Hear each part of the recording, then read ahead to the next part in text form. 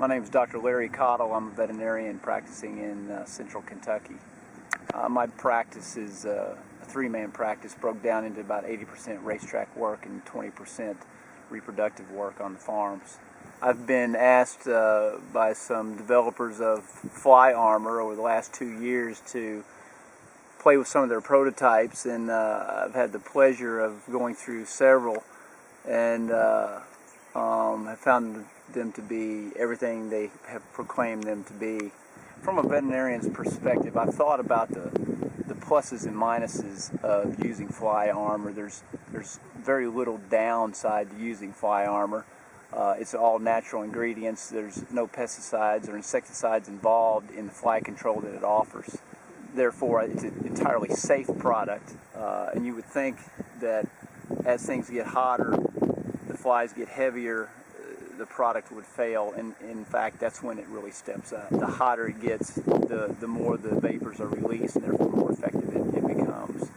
Now, on the plus side, as a veterinarian, you think about different things such as disease control. There's a lot of diseases that everyone is familiar with and vaccinate for regularly, such as the encephalomyelitis, East and West encephalomyelitis, and West Nile.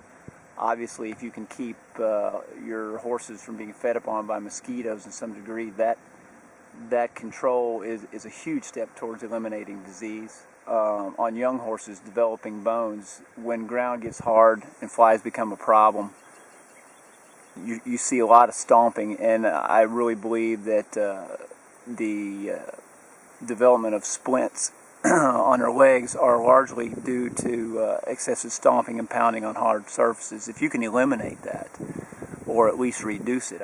When you talk about mare-foal units, there's several things that you may not think about that I feel are pluses. One is the fact that the product is all natural, no pesticides, no insecticides. Obviously, with a pregnant mare, you worry about anything that goes in them or on them that might damage the pregnancy, and you just don't have to worry about that with fly armor.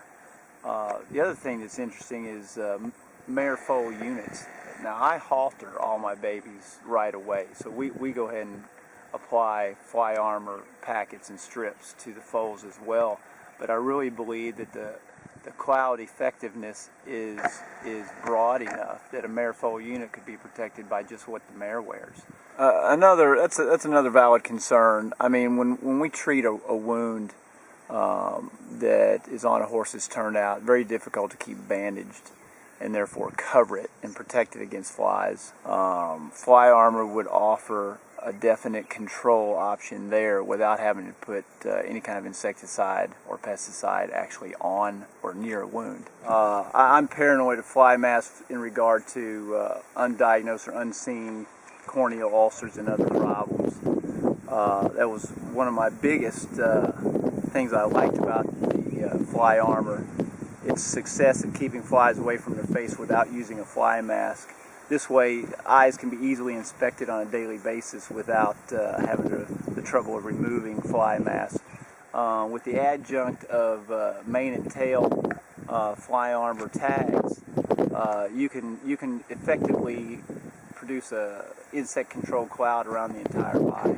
Economically speaking, I find the fly armor to be, if not cheaper, at least competitive with fly mask sprays and other fly repellent products. Once you purchase the bands, the only thing you're purchasing at that point are the inserts to replace the former inserts.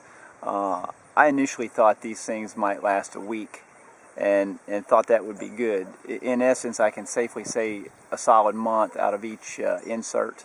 They're easily replaced. Pull one out, stick another one in. It's that simple.